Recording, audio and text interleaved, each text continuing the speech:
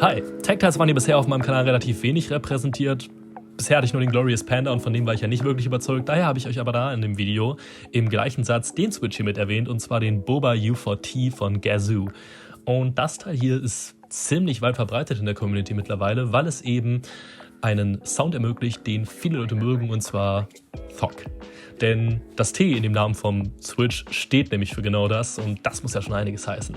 Und was macht den Switch zu dem, was er ist? Natürlich klar das Plastik. Das ist wohl eine neue Art davon, soll weicher sein als Nylon, aber mit den Vorteilen von Polycarbonat eben kommen, was uns letztendlich dann ermöglicht, einen smoothen Switch zu haben, der aber gleichzeitig auch noch schön tief klingt. Das Teil könnt ihr in zwei verschiedenen Varianten erhalten, und zwar einmal in 62 Gramm und einmal in 68 Gramm. Und wenn ihr die Silent-Variante haben wollt, könnt ihr natürlich auch zu den U-Force greifen. Und an dieser Stelle erstmal nochmal vielen Dank an Eloquent Clicks. Die haben mir das Teil hier nämlich kostenlos zur Verfügung gestellt. Und da bin ich natürlich sehr dankbar für, aber ich probiere natürlich trotzdem das bestmöglichste und neutralste Review zu machen. Preislich liegen wir bei dem Switch hier in Mid-Range, würde ich sagen.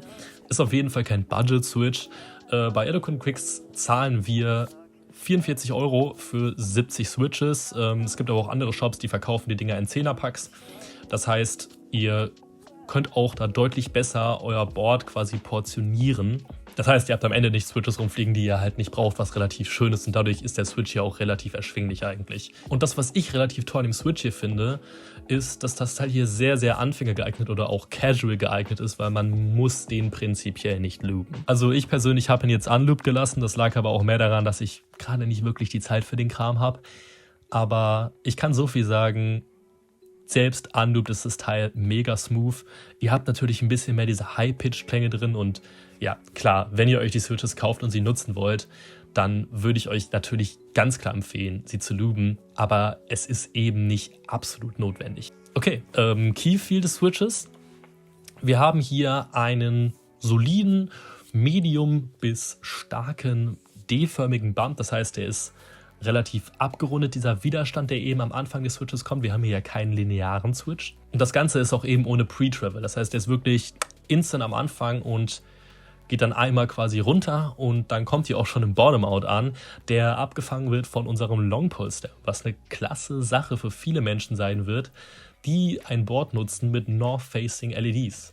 Denn wenn ihr das Ganze in Kombination mit Cherry Profile Keycaps nutzt, ihr müsst nicht alles verstehen, was ich hier sage, dann habt ihr im Endeffekt dadurch die Kompatibilität wiederhergestellt. Das heißt, ihr habt keine Probleme mehr mit sowas, nicht irgendwelche Keycaps, die quasi die Switches berühren, denn dieser Switch macht quasi schon vorher dicht.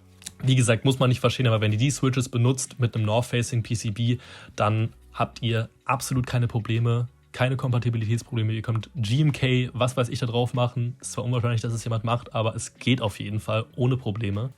Und ja, wer das Ganze in Linear haben möchte, kann das wohl demnächst auch bekommen, denn die Teile sollen auch in die EU kommen, die Linear-Version von dem Ganzen. Das heißt, bleibt da auf jeden Fall mal gespannt.